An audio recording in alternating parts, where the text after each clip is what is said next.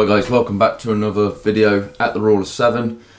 Gonna do a real quick one today. This is a breakdown of the mock trade I put on last night on my story while I was in the bath. It hit 5R in around, well, it worked out I think 39 minutes it hit 5R. So if that's 1%, you've made 5% in 39 minutes. I actually had a proper entry on that was behind that mock, so if you see my story on Instagram you know exactly what I mean.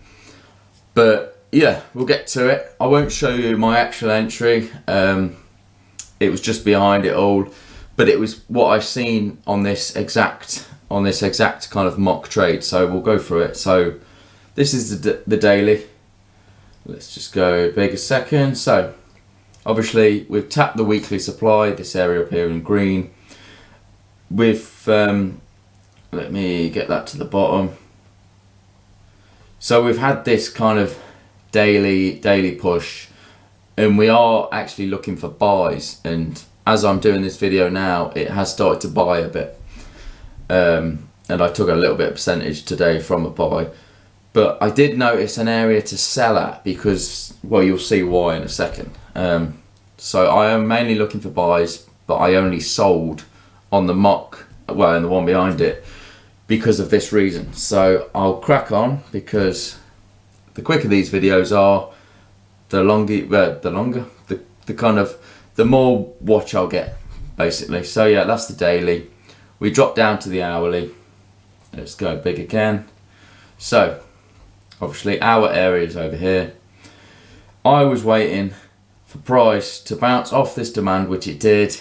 It then broke this supply, but then it went through this area. So we took the low out there, and then you could have a buy up to there as well.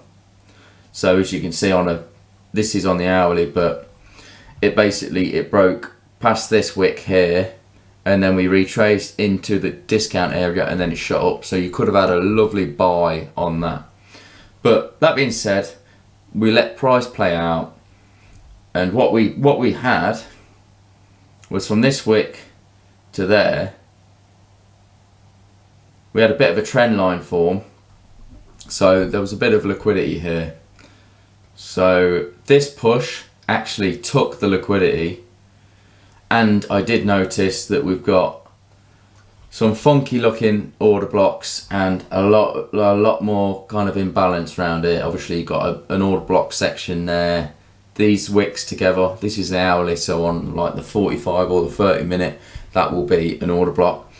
So there was a couple of areas I thought it might actually sink to before it shoots up, and it's Friday now, so it might not shoot up till next week. So let's move across.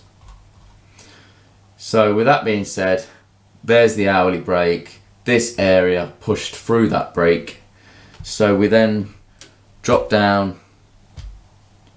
We dropped down to the 10 minute, and as you can see now, this is currently where price is now. It's actually tapped this lovely order block here, and it could shoot down, but with it being Friday, I'm not going to, it's 5 to 6 on a Friday, I'm not going to enter now. But anyway, so this is the last candle. This blue candle is the last one to push down. So let me unlock that. So this is the 10 minutes. Well, so you've got that's the supply area. This is what I've seen actually live while laying in the bath, because unlike normal people, I'll sit on the phone in my bath and almost fall asleep, but I'll looking at trades. So yeah, there's the 10 minute. So I kind of wanted the price to come near to this area before I drop down. As you can see, we dropped down there, but we didn't break any major structure there. We did break that low, but as soon as it was coming into the 10 minute box, I then dropped down to the 1 minute time frame. So let's zoom in on the 1 minute time frame. Let's move across. There we go. So you've got two kind of areas. This whole area is a 10 minute order block. So you've got kind of the last push up really was that candle. So you can cover it until you've got confirmation. or you've got, which this entry was actually on a breaker block. So this candle here is a breaker block, which means that's the block that pushed the up, if you like, but that's the one that's, there's a lot of tension in that line there. That pushed the up, so you know, is it going to bounce that off that line? And you'll see it actually did bounce off that line. Can't even talk, off that line. Oh, for goodness sake, right. Oh my Lord, come on.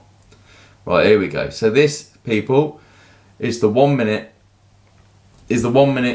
breaker block.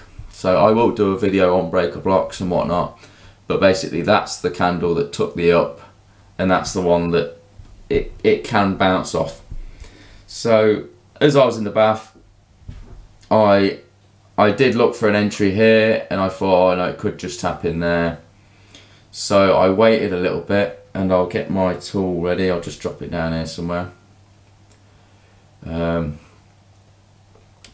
So yeah, so we tapped into the refined 1 minute breaker block. We then wicked it, which could be a sweep, which to me looks like a sweep. So that is almost the sweep. So, right, so then we bounced down and we actually tapped into this area here. So if we drop this on here, that is the push that then took another high. It doesn't want to let me just put that there. Right, so that is the demand area that then pushed a new high. So then your sweep moves. So where are we? 2 seconds. That must be the phrase for me. 2 seconds. Right. So guys, so this then becomes the sweep, and as you can see perfectly, we've pushed up past the sweep, and we've bounced off this demand area here, this newly created demand area. We've bounced off that, but we've not broke the high. So there's two kind of entries. You can wait till it breaks, which is this one, and then wait for retracement, which is there. So I'll put that underneath. Or your risk entry could be here. As you can see, it's just penetrated that slightly. So I actually waited for that candle to close off of the newly created supply area. Because it's within the breaker block, I've got more kind of confidence that it's going to sink. And obviously it was, after an impulse, it was slowly working its way back up, and then you know that at some point it's going to crack down again. So you whack that there, cover the overall block just in case it takes the high a little bit. You can see that it actually used this candle in the middle. If I move my cursor off, it actually used this candle here as inducement, which is like a false low, if you like. But because I covered the overall block anyway, we were okay. And then yeah, lo and behold, typical, with it being a bloody mock, you'll find as well, especially if you guys are just starting to learn Forex, is typically your mock trades will win, and your real ones will lose sometimes when the mocks win, and it's just the way of life, unfortunately, with this. But so that being said, that flew down. We had a 3 pip stop loss, perfect stop loss, 3 pips, and yeah, an 15 pip gain, so a 5R. And that was, let me get my measuring tool, I believe it was around 39 minutes. Yeah, they are 39 minutes, and it hit 5R. So if that's on a 140k FTMO account, that'll be seven grand in 39 minutes. And there's not many jobs that pay 7k in 39 minutes. So it's just a shame that I didn't get it on. My actual entry was, I can't remember exactly where, but it was somewhere like that, just for I don't know if I went to the low, I just went for a little 2R. Yeah, I think my actual entry was there, which I still made profit, real money on that one anyway. but this was the mock in the bath. You could effectively aim for that.